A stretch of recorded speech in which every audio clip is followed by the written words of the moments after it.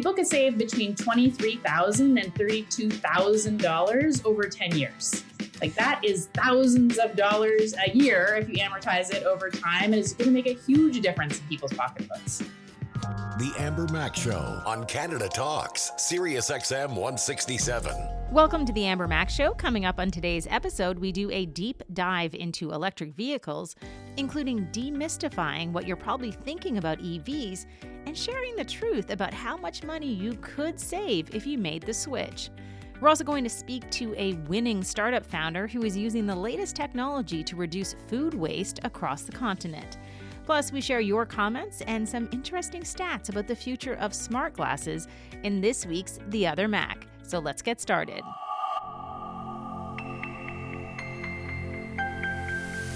Rachel Doran is the Executive Director of Clean Energy Canada. Her organization recently published an in-depth report that is increasingly important in this country as gas prices rise. Why 2026 is a comeback year for electric vehicles. Amber spoke with Rachel about how much the switch to an EV can save you and why you should ignore many of the EV myths you see online. That's science. Rachel, thank you so much for joining me. Oh, it's a real pleasure to chat. When I talk about electric vehicles online, it is one of the most controversial topics. It shouldn't be that way. I think we should focus on a lot of the facts when it comes to EVs, especially here in Canada. So I was excited to see the report that you recently co-authored. Let's start there.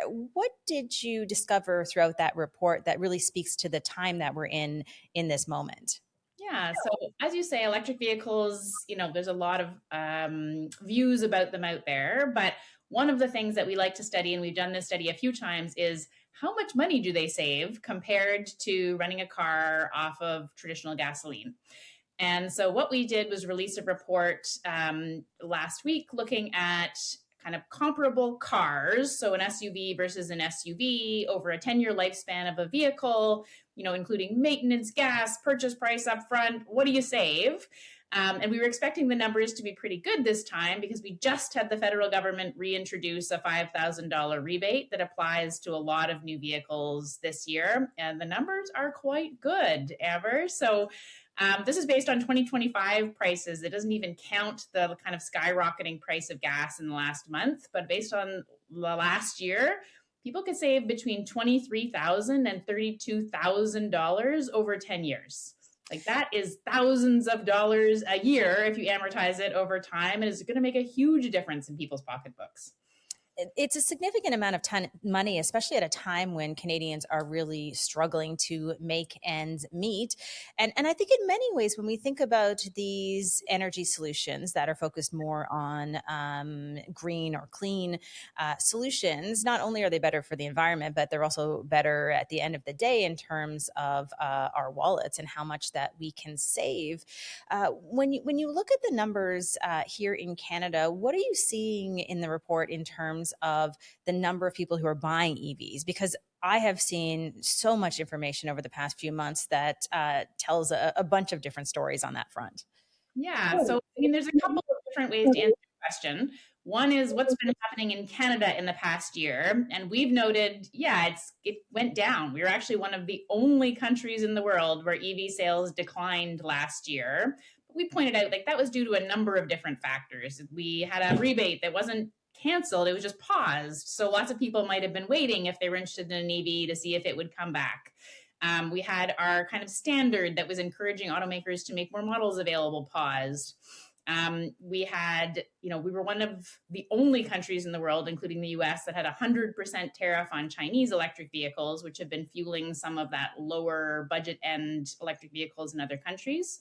So through a combination of different things going on, the Canadian market was really slow last year. That said, out there in the world, 1 in 4 new vehicles sold in 2025 was electric around the world. And we can dig in a bit to what counts as an electric car, but that's huge. And in Canada, we were down closer to 9%.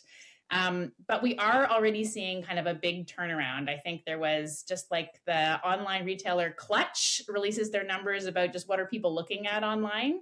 And they said between January and March, in some of these new announcements and the new gas prices, the interest in electric vehicles on their site went up 95%. So we don't have all the new sales numbers that'll reflect what's been going on in the past couple of months, but that interest difference is already huge. And I think because, maybe 5 years ago, the only people who wanted electric vehicles were ones who were interested in it for, climate or clean reasons. Now people are starting to really be aware of that cost saving benefit. So an entirely different demographic of people are looking at these as a solution for their lives.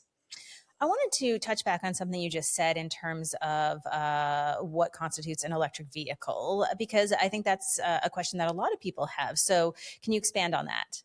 Yeah, absolutely. So I think when I've been saying what saves you the most money, I'm talking about a battery electric vehicle. So that's one that you plug in. The only way that you're getting your power is through a plug. And so you can do that in your home, in your garage, even just like with like a regular outlet, but it's pretty slow, or you can do it on the highway with a fast charger. But there's also electric vehicles on the market called plug-in hybrids. And those ones have a battery, but they're intended to kind of do your daily commute. So, maybe you can commute up to 80 kilometers on your battery, and then it flips over to a fossil fuel powered vehicle where you still have, gas in the tank. The third kind that people might have heard of is more of a conventional hybrid. It still runs off of gasoline, but it has like some extra efficiency in the powertrain that comes from being electric. So our report looked at all of these because a consumer might reasonably say, well, I don't know, what do I want? And maybe I want the benefit of something that feels a bit more familiar to me. But we really found the savings come from like electricity is just cheaper than gas. And I mean, everyone who's paying up to $2 a gas tank, a liter these days is really feeling that.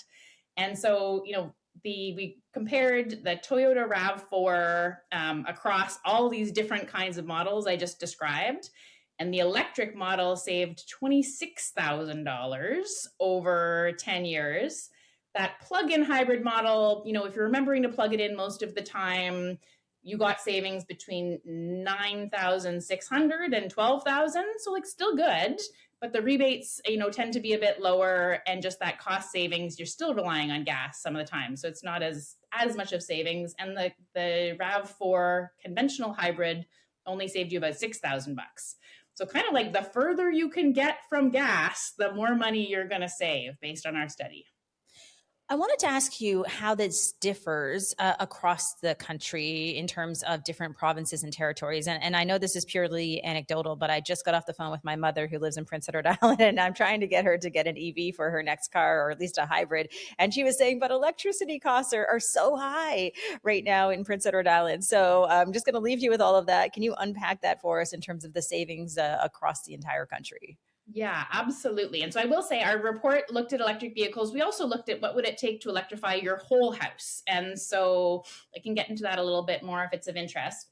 And the savings definitely vary across the country. But one thing that, again, may come as a surprise to people is there was savings on the electric side in every province of the country, like over time. And so we were really looking at, and maybe I can start by explaining a little bit of that, and as an electric car driver, maybe I can make it more tangible. So, you go to the gas station, depending on the size of your car, these days, maybe you're spending like $100, maybe you're spending $70. Like plugging in a car, 80% of people who drive an electric car these days are plugging in their garage 80% of the time. Like they have a dedicated parking spot. So they're just paying that kind of like regular electricity rate, which in some provinces is even lower overnight. So in a place like Ontario, if you plug in overnight, you're getting the benefit of an even cheaper rate for your electricity, which isn't available in all provinces. So our study kind of assumed regular charging habits. You're going to do a lot of this at home on your own bill, and sometimes you'll be out using those public charging networks. But so for your mom in Prince Edward Island, we found a savings kind of every month just on the car of up to $448. Wow, that is significant. Now, again, I think if we just trace this back to the purchase of an electric vehicle, some people may say, well, the upfront costs are so high. You mentioned a little bit in terms of some of the federal government incentives and a new rebate or an unpaused rebate that exists. Could you walk us through that just so people understand what is available to them? Yeah, absolutely. So Back in early February, the federal government just released their new auto strategy. And one of the things they announced was an electric vehicle rebate that would apply to cars under $50,000 that come from countries with a free trade agreement. So I'll just say it's not China, but everywhere else. So all the other cars that are under $50,000, you get a $5,000 rebate this year. So I will say, Amber, it's going to decline every year. So it's one reason why people might want to, if they've been thinking about it, go out and see what's available on the lot sooner rather than later. And so this is available to new cars. And one of the good things about the rebate is that people don't actually have to, says it's a rebate, but it's like right off the purchase price. Like the dealerships just manage kind of the rebate program. And so you just kind of go to the dealership and they deduct that off of a purchase price. So that's one of the things that's kind of driving savings down. But out of interest, I think it's maybe why there's so much kind of excitement and enthusiasm being sparked about electric vehicles in Canada right now. If you were going to go shopping in January for a Chevy Equinox EV, and you use those gas prices, and at the time there was no rebate, you would have saved $22,000 over 10 years. If you, just for a thought experiment, assume gas prices stayed as high as they are, as of mid-March, plus that $5,000 rebate, all of a sudden you'd be saving $34,000 over the course of the vehicle. So that's like $12,000 difference in savings just by that increased gas price and the addition of that rebate up front. And I think another thing that's kind of good to watch is we really noticed last fall, Canada was missing cars under $40,000. And when you ask people what they're, not everybody can buy a new car. Some people need to shop on the used market. And even those who can buy a new car, like that under $40,000 price bracket's pretty important for people who are shopping more on the affordable end of things. And at the time last fall, there was only one. But we've already seen a couple of different automakers drop their prices to just come right in under that $50,000 mark so that their vehicles will qualify for the rebate. So that all of a sudden would come down to $45,000. So again, I think as people have to start thinking about what would it mean for my life to switch to electric, there's probably going to be a bit of my car payment might be a bit higher, but all of a sudden my gas bills are, so much lower because I'm plugging in through electricity, that doing the math all together as a bit of a full wallet is maybe helpful for people to think about, like how this is going to actually benefit their monthly bills. I think that's one of the most important things that you've said so far is to actually do the math, because for some people who are driving a lot, especially in this moment in time when gas prices are skyrocketing, and if you really think about how much you're spending per month, like you said, I mean, for many people, it's in the hundreds and hundreds of dollars as far as the gas prices. So if you were to get a new EV and potentially lease it and get the rebate, I mean, all of a sudden, once you do the math, I mean, it probably makes sense for a whole lot of people. What do you find is holding people back the most? Well, I mean, the market is changing really fast. So, one thing is, if you were shopping for an electric vehicle or thought about it 5 years, again, this is a totally different group of people. The charging network was not as good. The prices were different. The speeds and ranges that, cars are going to go have changed over time. So it's, what's available out there on the market today might surprise people. So maybe that's one of the things, Amber, is, in these fast moving technologies, it's worth taking another look, because these days cars go over 400 kilometers at a charge. Canada's charging network publicly is growing every year. And as I said, even just in the past couple months, there's been some differences in what we're finding out there on the market and the price points. And, I think, again, this is a technology that's new. So when we did a study last year of people in the greater Metro Toronto area, including Hamilton, Brampton, et cetera, greater Vancouver area, what we found was, about half of those people were kind of open to buying an EV as their next vehicle. And as soon as they knew one other person that owned one, it went up to 70%. So it's then you have somebody to ask, how's the charging network going to work? And what's the app that I use? And do you have any problems ever finding, charging? So I think the more we see people kind of buying these and you can talk to your friends and neighbors about it, the more it's going to feel like a technology that feels kind of manageable and interesting for someone who might have been thinking about it, but not quite ready. And I will say, Amber, that one thing I didn't mention that we did with our report this time is we actually have an interactive calculator online to really help people who are thinking about making the switch start seeing in their particular situation how much money might they be able to save, and then some links to like what are the rebates available in your province, because some provinces even have an extra rebate on top of the federal one, and just anything at like some facts about what electric vehicles are available on the market today. So it's mycleanbill.ca if anyone wants to go and just get really connected to just some things to spark your imagination about whether this makes sense for you.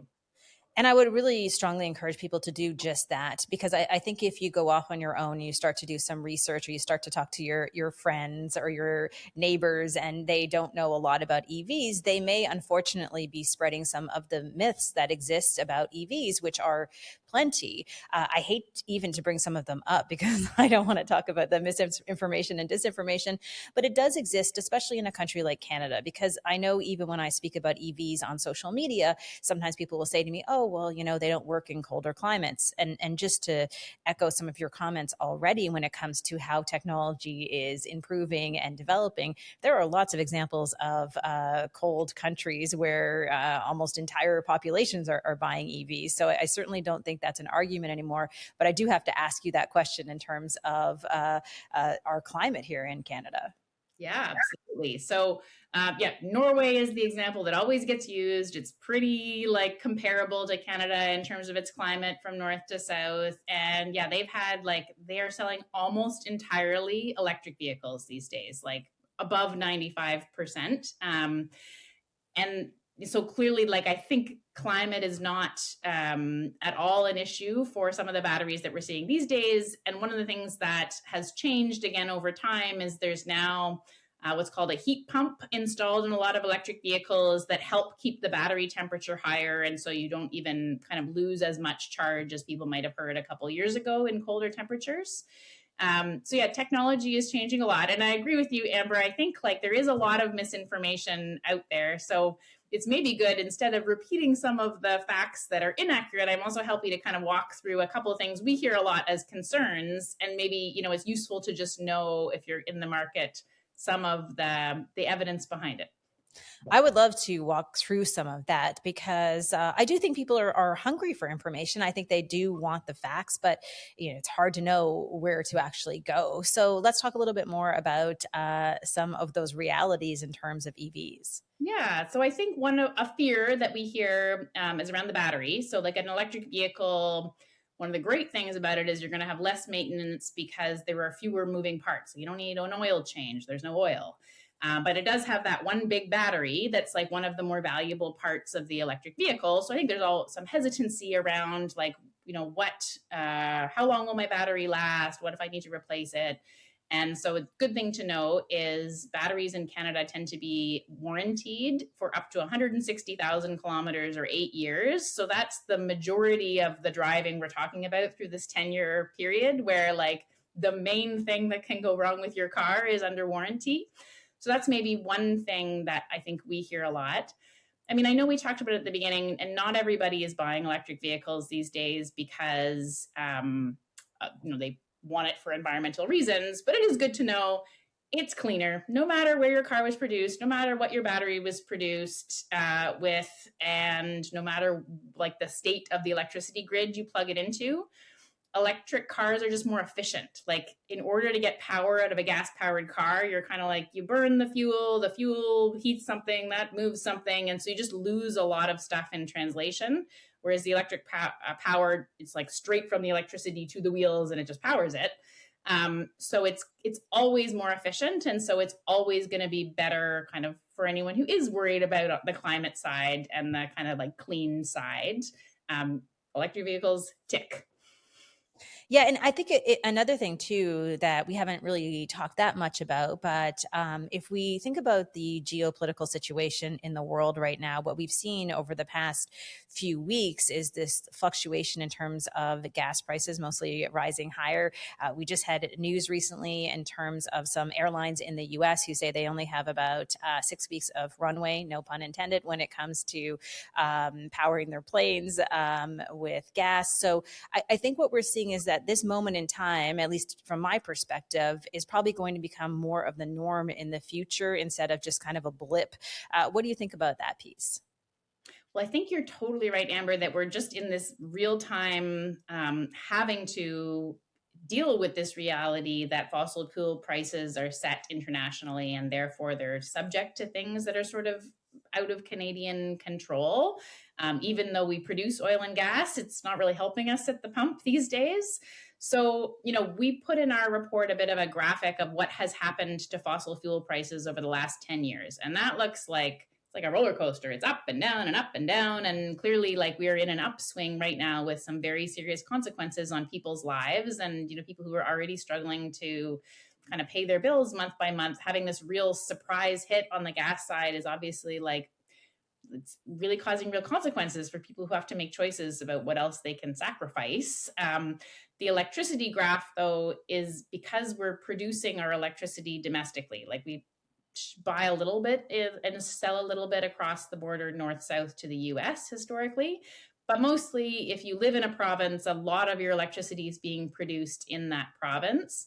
So it's been a lot more controlled over time. If you look at the graph on electricity over the last 10 years, no matter where you're looking, whether it's Toronto, Montreal, or Vancouver, it still looks a lot flatter than the prices of gas. So it's not an exact comparison, but I've been telling people, like, it's a little bit like if you pick a fixed rate mortgage or you fix a variable mortgage, like, all of a sudden you don't know what your monthly payments are going to be next month. And so, I think you're totally right, Amber. This is this moment where this really translates in a very real way into people's lives and into their budgets. And I think they're seeing the real advantage of having that more like fixed and steady and domestically produced energy powering their everyday transportation.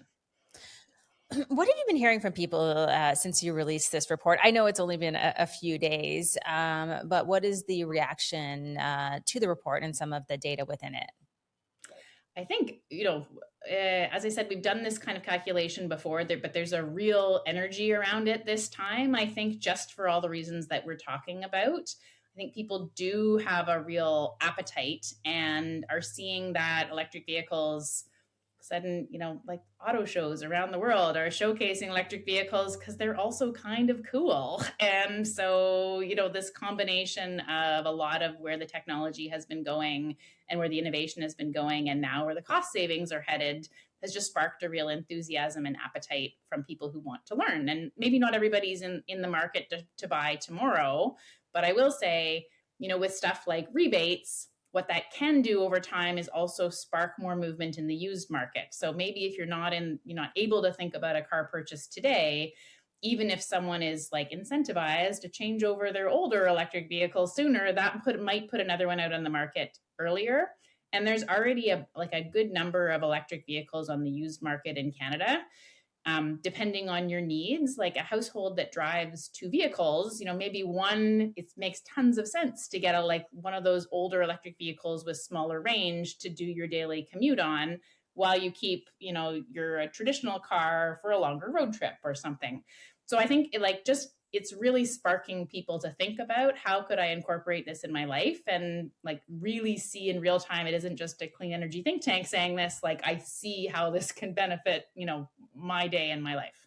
Why do you think it is that there is skepticism that exists? Because maybe I'm just far too logical in terms of looking at the data, but it paints a pretty clear picture insofar as the future and where things are heading. I mean, I think the idea of going to a gas station and pumping gas into our car for my son, for example, within 25 years, that will seem kind of prehistoric. But why is there so much skepticism right now? Well, I would say a couple things. One is, like any new technology, I think it takes some time. And when you study what's happened with technology over time, so say you look at the iPhone, it's like it ticked along for a while and kind of slowly, and maybe, your tech savvy cousin or something got one, but all of a sudden it hits the mainstream and that kind of curve starts spiking upwards. So I would tend to think that, we'd already seen that happening in lots of jurisdictions globally. And that isn't even just like the European Union or a country where we might think, well, that's a wealthy country that cares about climate. Interestingly, Ethiopia was the first country in the world to ban internal combustion engines. And it was because they already saw they were importing $4.5 billion worth of fuel. And it's not a country that I think was found that to be a good use of some of their resources, but they got a lot of sunshine. So they like put up a lot of solar panels and have banned internal combustion engines and are kind of like seeing this happen in real time globally. So yeah, maybe back to why do I think this isn't happening? I mean, we definitely live in Canada next to the US. We're so used to having like our television shows and our culture and our conversations kind of tied with them. And they do have like an administration right now that's been very clear around like wanting to promote the use of fossil fuels. And I don't think I need to get into the reasons why for that, but maybe I would just say like, I think it might distort or change people's perceptions a little bit around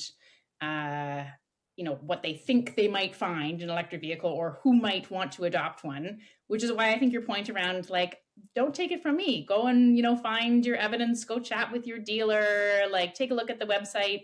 But it's not just us that have calculators. I would recommend our mycleanbill.ca again. But, like insurance companies these days, CAA, there's lots of information out there from trusted sources that will tell you the same thing around like these can save money and here are a few ways that it could incorporate into your life. So I would tend to be with you, Amber. I mean, I'll admit my bias. I'm an electric vehicle driver, but when you ask people who've made the switch, 90% of them would recommend to a friend and neighbor and will repurchase. So like, to me, that tells more than anything else that like people who've done it are happy. And if they've had any challenges, they've found them still worthwhile. So I tend to agree with you. I think our kids are just they're going to see this trend continue. Yeah, and I think it's probably fair to say, too, that in places where the fossil fuel industry has been flourishing and so many people are dependent on jobs within that industry, I think you also see a little bit more skepticism. And if I take your example of the introduction of the iPhone, for example, I mean, we never had a landline lobbying group or groups so powerful they were trying to stop the iPhone, right? Like that wasn't really a thing. Most of the telcos, actually, if you think about it over time, they kind of adapted and adopted new tech relatively quickly and understood the opportunity in the future. So I think that transition is just unfortunately kind of difficult for people when we've relied on an industry for so long.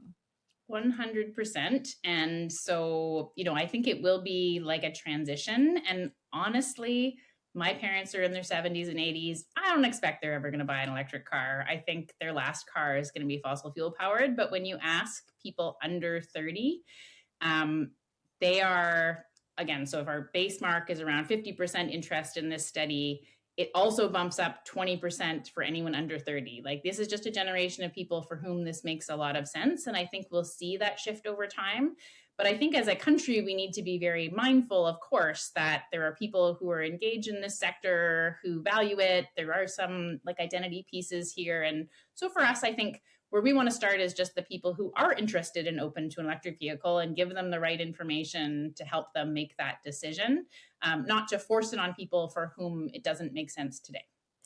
Yeah, and when we think about that older population, my mom is certainly part of that group. I would argue that people in their 70s, 80s, 90s who want to age in place to stay in their homes, pursuing and buying an electric vehicle makes so much more sense because you literally have the power in your own home. I mean, you're not dependent upon a rural gas station being open within the hours that you need to get gas. So, I mean, so many pieces of this actually make sense, I think, for all generations.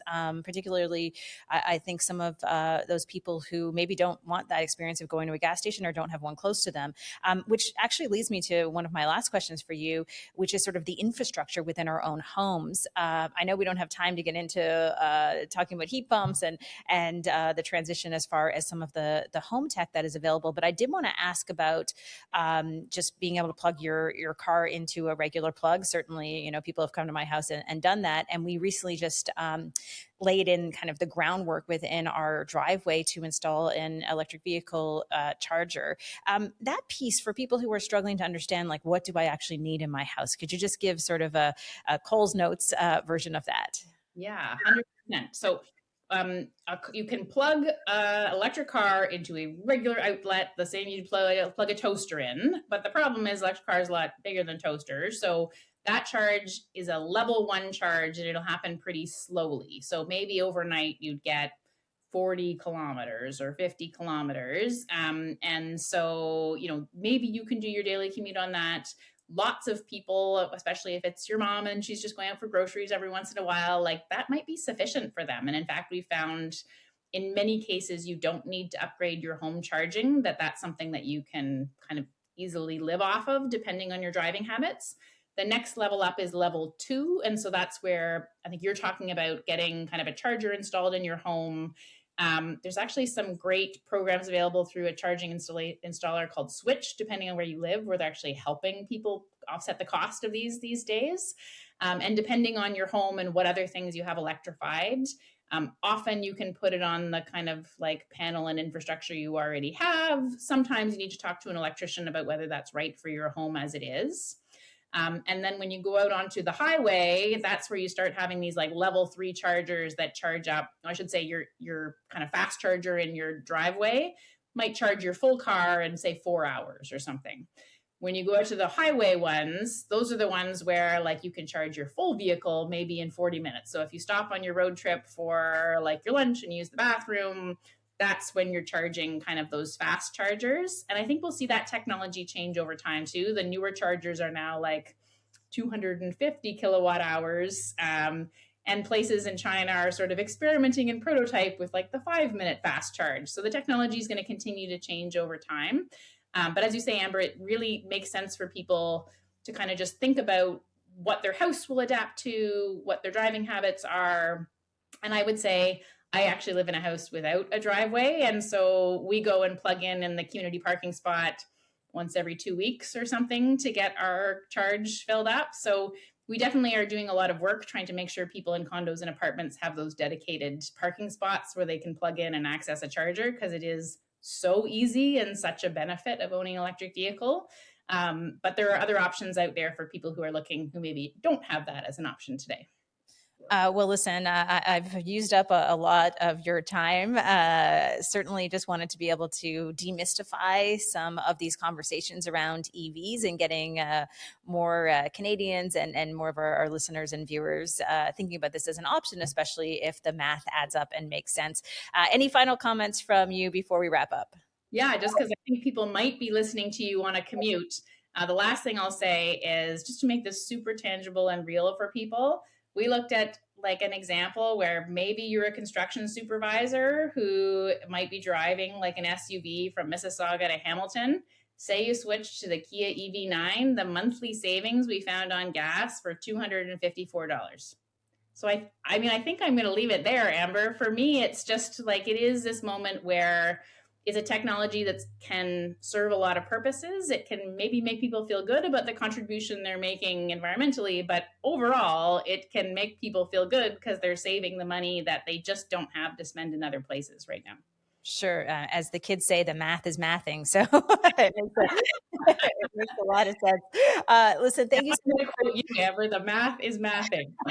This is the problem when you have a teenager at home. You start to speak in total teen lingo to be able to communicate. So thank you so much. This was wonderful to have this conversation. I just feel right now people are really struggling in terms of their finances and they want better solutions to be able to ease things a bit. And this certainly is one big opportunity for all of us. So thank you for joining me. Yeah, it was a real pleasure. Thanks, Rachel and Amber. Coming up next, and speaking of urgent economic and environmental challenges, we talk to the founder of Knead about building a food rescue matchmaker. The Amber Mac Show on Canada Talks, Sirius XM 167. Each year, more than $1 trillion worth of food is wasted. According to Knead, around 38% of all food produced in North America ends up in landfills each year. This translates to approximately 149 billion meals and contributes to 8% of the world's greenhouse gas emissions. Thankfully, Lourdes Juan is working to change that. Her turn. First, I want to wish you a congratulations. The DMZ Women Innovation Summit was a fabulous event. So tell me a little bit about what Knead Tech does. Yes, of course. So thank you. It was a really great event. Obviously, we were really happy with the outcome. Knead Tech is a software company that enables scalable and safe food recovery solutions. And so we have a software basically that helps organizations like restaurants, grocery stores, and bakeries get more of their excess donations to folks that need it most through service agencies. How big of a problem is food waste?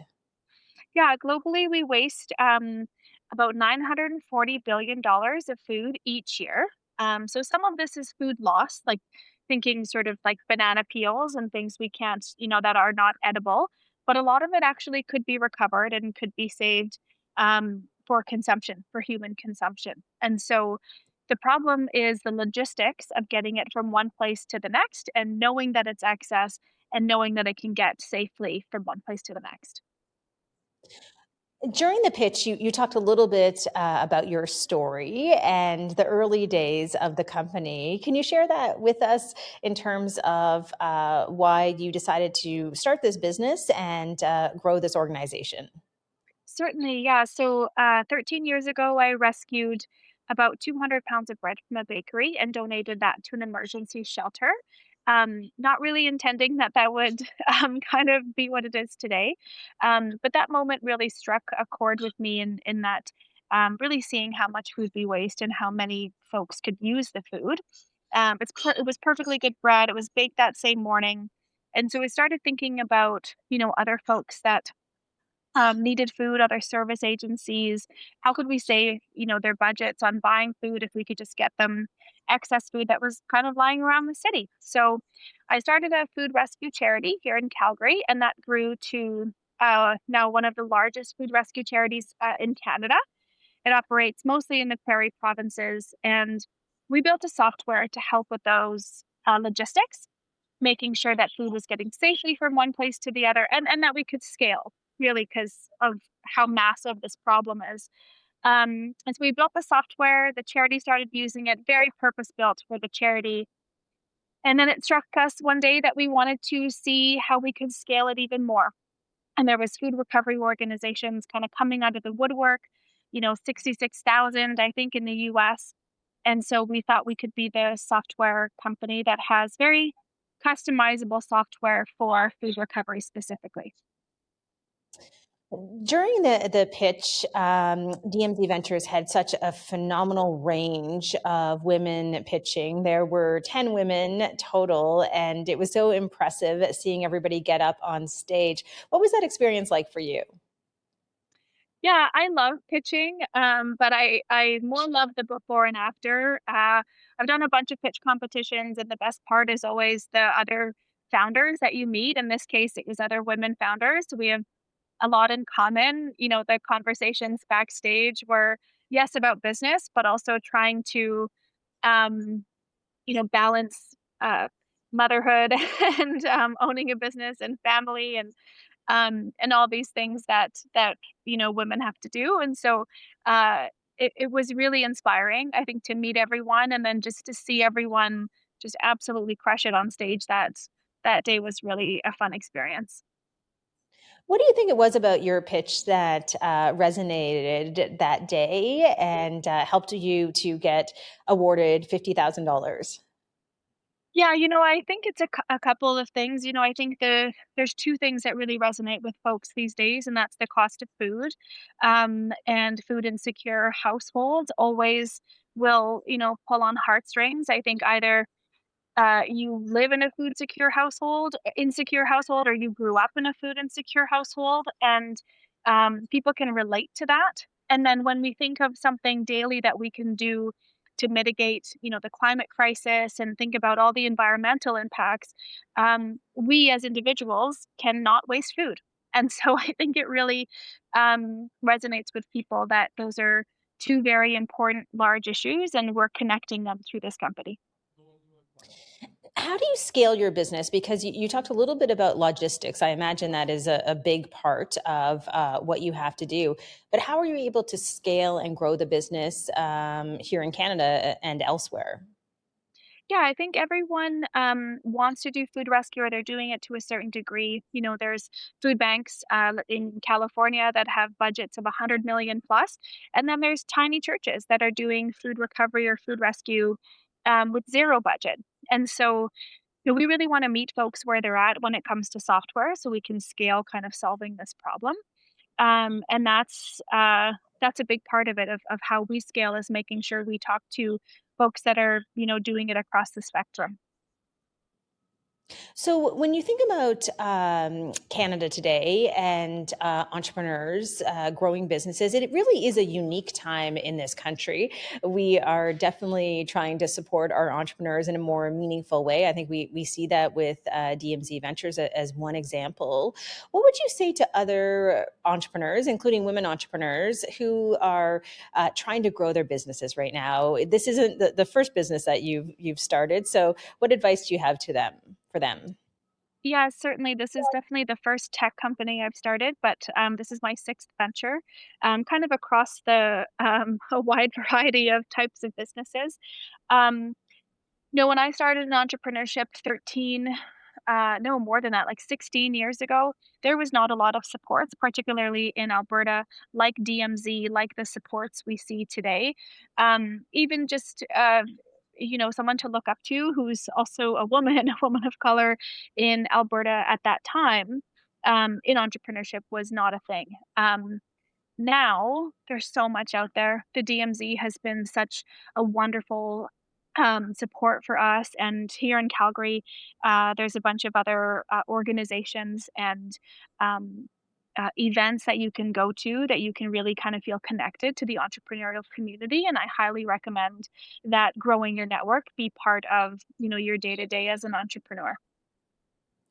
One last question for you. I have to kind of laugh a little bit because during the event, after you were pitching, you had to run off and catch a flight very quickly. But I know that the DMZ team was trying to keep you around because you were one of the winners.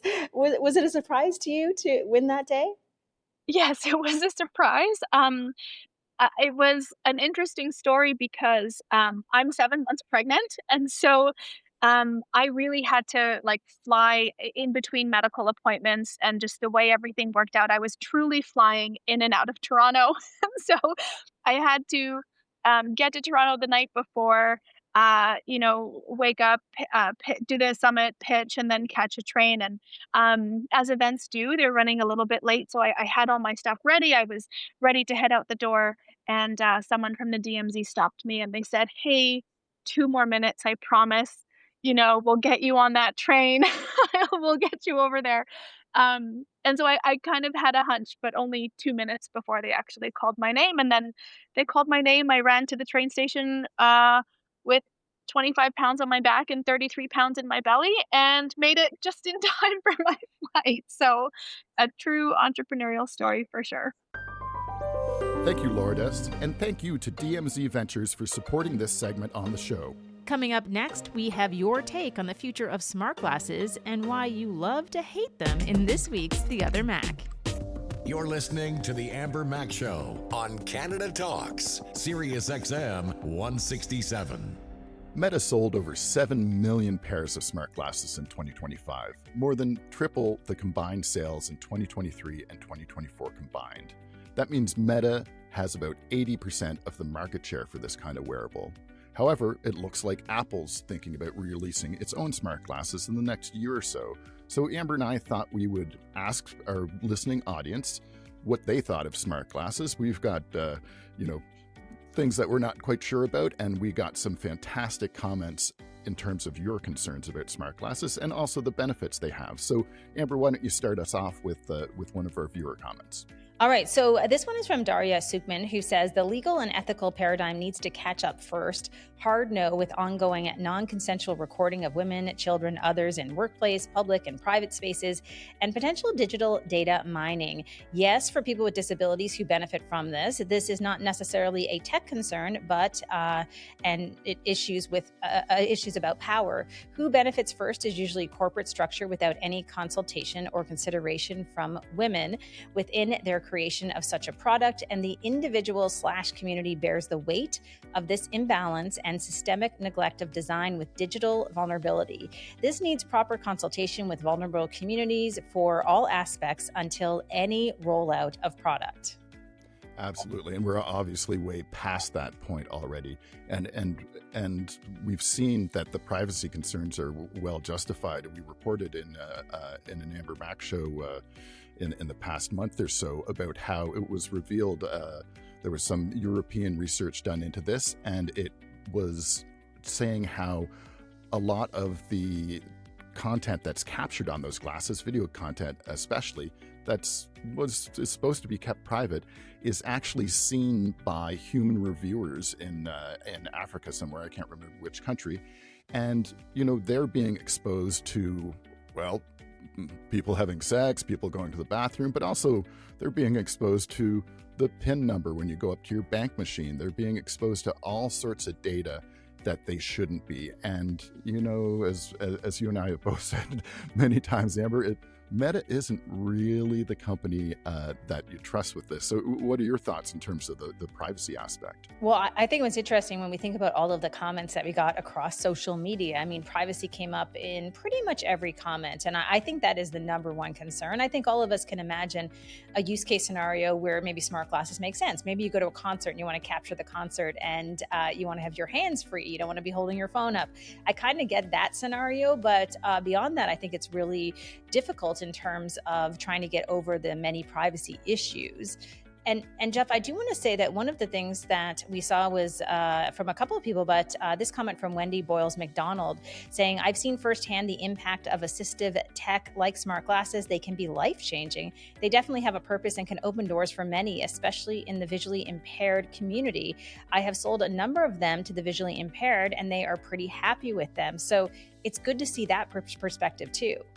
Absolutely, and one of the things that came up in the research about this that never would have occurred to me is how it could help people with dyslexia and things like this. So there is the potential for that kind of thing.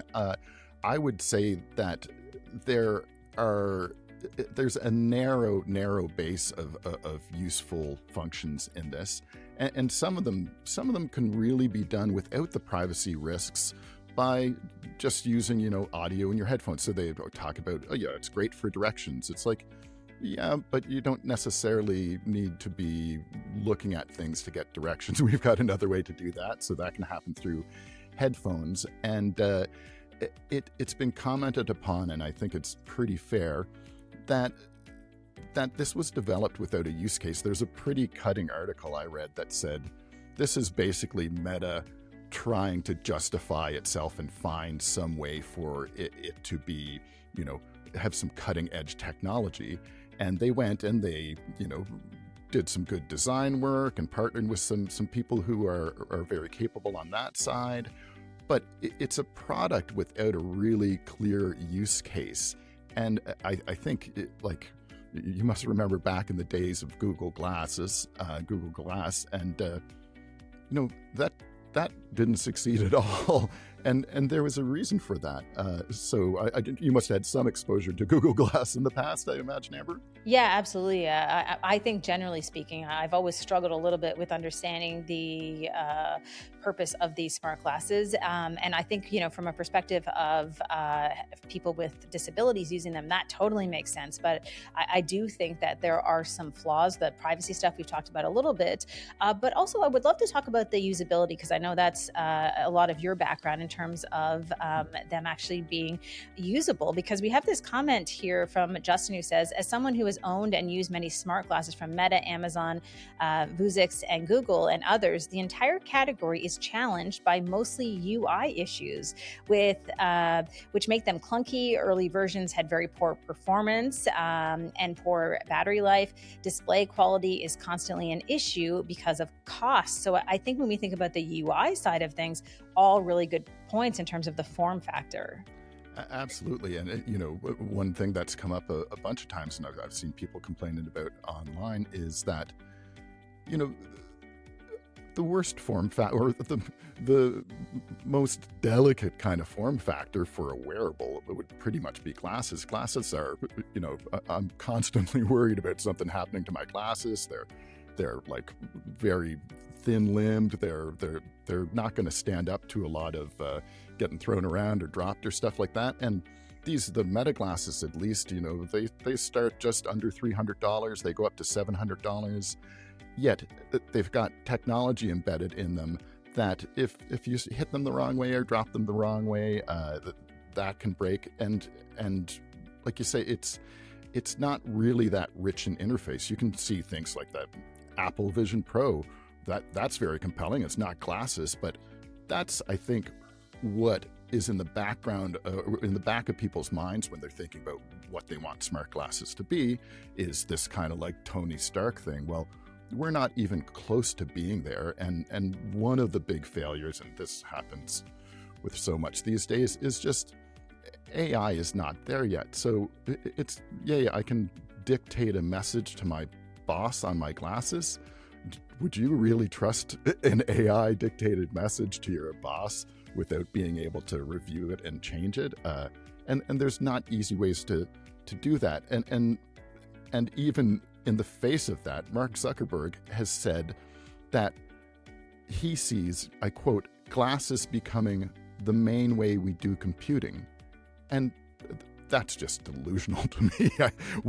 Why? The only reason he's saying that is because Meta is the majority maker of these things, but nobody wants to do computing on their glasses. No, and I do want to say just, I'm going to read a couple comments here because I think it ties into what you're talking about. Dan Levy had said, bought a pair of Ray-Bans by Meta. They were fun, but when my buddy was reaching out to hug someone and barely touched them on the temple, as his hand swooped by, the temple snapped, and now the glasses are broken and unusable. Expensive AF with terrible build quality and limited utility. So that really drives home that point that you talked about in terms of how delicate glasses are. But I do want to mention Stuntman Stu, because he left us a comment that said, I've had Ray-Bans with Meta, and as a digital marketing guy, it's taking my audience to new places. Totally think it's the future because I don't think we'll all be holding phones in 20 years. So that's an interesting perspective too. Yeah, there's a definite angle for content creators here. Content creators and a couple other niche things. So if you're doing something with your hands that you want to show people what you're doing, that's fantastic. So if you were, teaching piano lessons or an instrument or something, and you could look down and the person gets a first-person view through your glasses, that's fantastic. But when they talk about, it's great, you can take pictures with them. Well, it's kind of hard to frame a picture with your glasses. How do you, you can't zoom in, zoom out. There's issues like that. So it's like they haven't really thought it through. There was a Guardian article where a woman wore them for a month, and she had a great article about this. And she was like, one of the things I was most enthusiastic about was real-time translation. And we've seen how great that can be with Google Translate and stuff like that. And in fact, it's kind of the origins of large language models. But she said she was talking to a native Italian speaker and asked him directions, looking directly at him as instructed by the Meta AI app. And he gave her directions to where she was going, and an English translation then appeared on her phone screen, but was totally incomprehensible. And her point was that this interaction using this interface is way less fluid than just using your phone. You can way more easily show somebody your phone, you get better feedback, and it's supposed to be a seamless experience, and it just isn't because the AI is not there and the interface is pretty much non-existent. So definitely some complaints. Whether this means that we're not there yet, maybe, but I think it's a bit of a flawed concept to begin with. Well, I just want to mention a few more of these comments because they're all really good. I know we just have a couple of minutes left, but Rick Chisholm said, smart glasses are dumb. You can quote me on that. Too invasive. When they evolve into vision correcting, enhancing augments, I'll be more interested. I think that's an interesting comment. Elron Steele says, pretty mixed. I can see the benefit, especially for augmented reality in places that you aren't familiar with, but equally I see massive privacy and security concerns.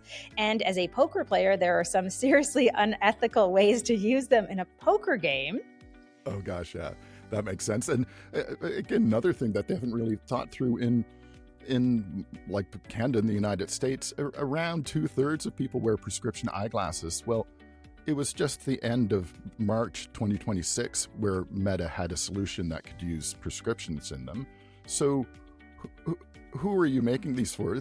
Having something on your face, if you're not used to wearing glasses, you don't want something sitting on your face. So there's 1/3 of people who are just, not going to find that natural to have something on their face, whereas the 2/3 of people who wear prescription eyeglasses are going to have to make a different investment. And are you going to go to your glasses store and they're going to be carrying Meta glasses or even Apple glasses that you get prescriptions to? There's like, even fashion-wise, the people who do wear glasses, I like glasses being fairly unique. I would find it very weird to be in a room full of people where, 1/3 of them had the same kind of glasses as I do. And that's not just because I live for fashion, but it's just a little unusual. So again, it just doesn't really solve any real problems, and that kind of sounds like a lot of what Meta does. Yeah, absolutely. I just want to read 2 more quick comments, Jeff, and then we can wrap this up because I think these are interesting because they're actually proposing ideas of how smart glasses can be used. So Meg Button says, I wish I could just rent a pair. So that's a unique approach. And Jen Mayhew, who is actually a very good friend of mine, Jenny N, says, not really answering your question, but a colleague and I were just joking today that smart glasses would be helpful to identify other colleagues that you might talk to in the hall, but you don't know their names. So I'm glad people got so clever and creative with this question, and there were dozens more comments. We very much appreciate all your comments on social media, and we'll do more of these segments to include your take on the show, so stay tuned. The Amber Mac Show on Canada Talks, Sirius XM 167.